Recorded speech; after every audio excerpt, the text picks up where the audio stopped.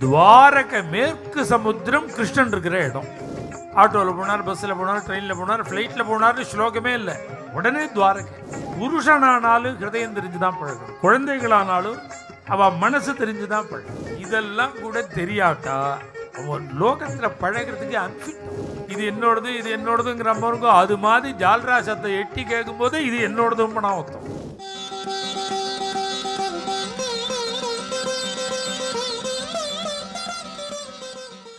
நாளைக்கு போக நாளன்னைக்கு கல்யாணம் ஏற்பாடு பண்ணிவிட்டான் எங்கள் அண்ணா. எனக்கு நீங்கள் அனுகிரகம் பண்ணணும்.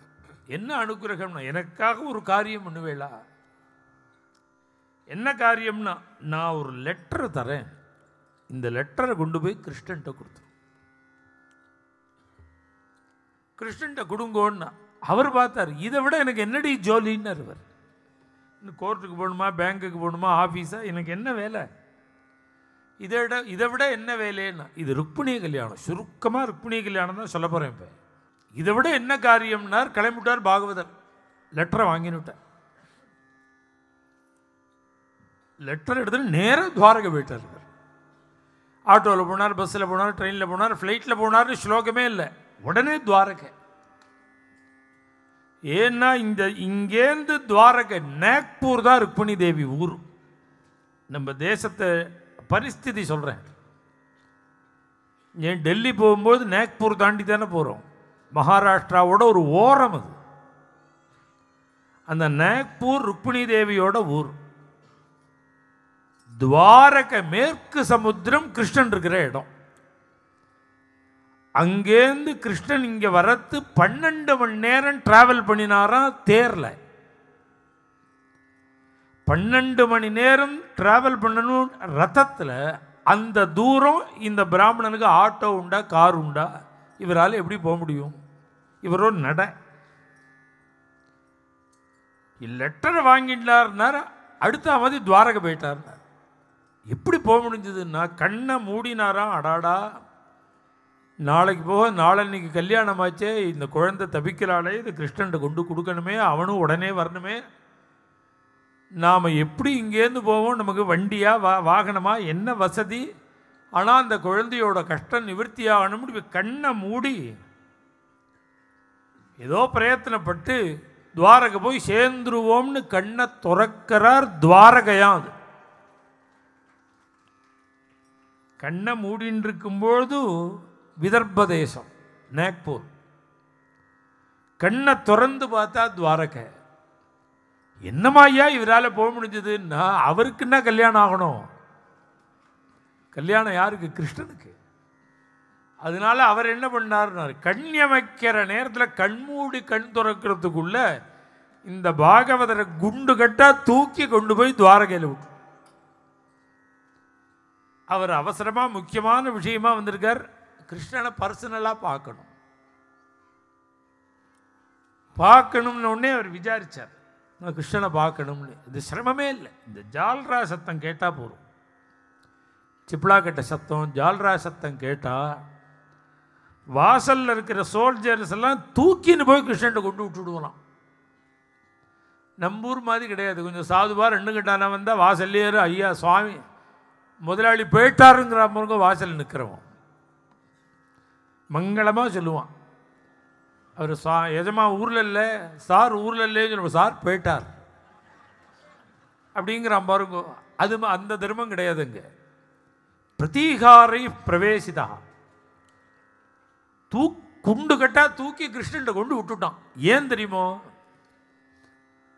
இது மாதிரி பாகவதால வேதாத்தியனம் பண்ணின வேத வித்துக்களை யார் முதல்ல தூக்கின்னு வராளோ அந்த மாதம் அவனுக்கு 2 சம்பளமா.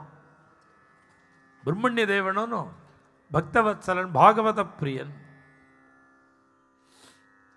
அதனால என்ன பண்ணுவான், ஜால்ரா சத்தம் கேட்ட உடனே சென்ட்ரல் ஸ்டேஷனில் வந்து இப்போ வண்டி ஜிடி எக்ஸ்பிரஸ் வந்துட்டே இருக்கும்பொழுது இந்த கம்பார்ட்மெண்ட் என்னோடதுங்கிற அம்பருங்க போர்ட்டர், இது என்னோடது, இது என்னோடதுங்கிற அம்பருங்க. அது மாதிரி ஜால்ரா சத்தம் எட்டி கேட்கும்போது இது என்னோடதும் நான் ஒத்தம் காத்துன்றிருந்து தூக்கி கிருஷ்ணன்ட்ட கொண்டு விட்டுட்டான்.